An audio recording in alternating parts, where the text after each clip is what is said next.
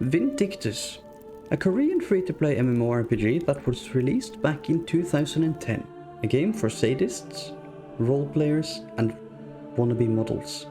The game that forces you into a photo shoot every time you clear a quest boss, making you pose in the most curious of ways. The game that locks the frame rate to 60 FPS and even manages to screw that up. The game that fills your game time with loading screens instead of actual gameplay. These are just a few of Vindictus' qualities. I could go on, but let's get into this. We get the choice between 21 gender-locked classes. The classes are explained vocally in the selection screen, and almost every class is voiced by the same guy, except the last 5. They all have different voices. Fiona, Evie, Erog, Ira, Belle, Arish, Lathor. I am Tessa. I am Dun-Ah. I'm Letty. I am Latya. Voice acting is nothing to praise, but it's a nice idea, so if it was executed well, it could be praiseworthy. So after a careful consideration, I went with Aira, a gun-wielding hybrid class that's apparently a cross between magic and ranged combat. And right away when I entered the game, I was met with a game without sound, so I have to make my own. And I'm really sorry in advance.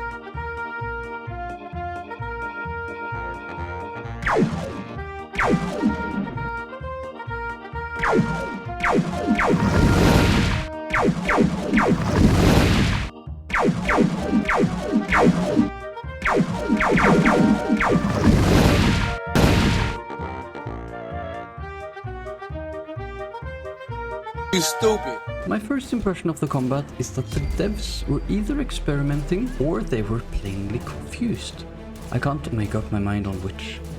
The game feels sort of like a game wanting to be a tab target kind of game, but instead it's this weird hybrid between an early action combat and a tab targeting game without the targeting. And I seriously don't know how to explain it. So, to put it into perspective, the game's camera was supposed to mainly be steered with a mouse, while the standard WSD movement keys were used to actually move the character in each direction. That's not an issue in and of itself, but when the backtracking keybind, which is A, forces your character to run towards the camera and then continue with the attacks while facing you.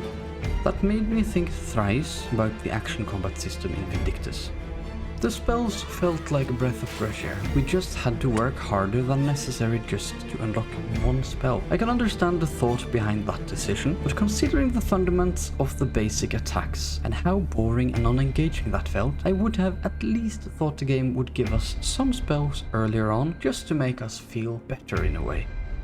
And I know that's counterintuitive to the whole idea of MMORPGs, where you build your hero bit by bit, and that is an aspect I really like about MMORPGs. The problem I have, on the other hand, is when games ease how the class feels to play with what turned out to be only the first 3 spells. I would have been a fan of this feature if they had teased us with a strong character that has most of the spells we can unlock later on, just to hook us into wanting to get to higher level. But when you show some of the basic spells, just to take them away after 10 minutes, that's more of an annoyance in my book.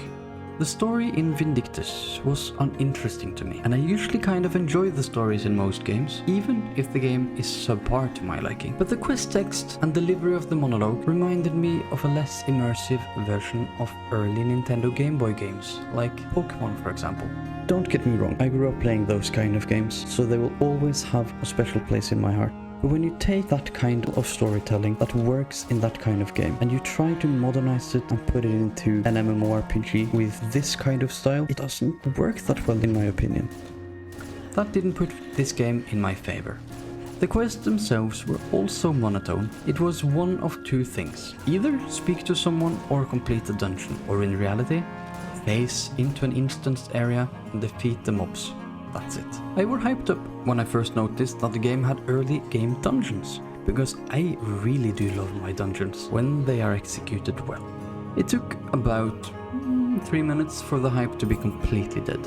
The so-called dungeons, that they want to name the instance quest areas, are just a sham compared to what I associate with the meaning of the word dungeon. It was a linear area with a few mobs to kill and one bigger mob at the end. And when you killed this bigger mob, the game froze your character so that it could take pictures of your character from different angles, with the mob either in the background or in the middle of the frame. This feature was funny the first time it happened, but it was already an annoyance by the second quest.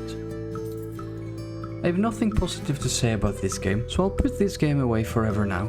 This has to be in the top 10 of worst games I've ever played, and what frightens me is that I don't know if it'll stay here or not, considering what games I am yet to experience. If you're a sadist like the devs that made this game, and you like to see me suffer with games like this, hit that subscribe button so that I can help you fill the same void in videos to come. Thanks for watching, see you in the next one.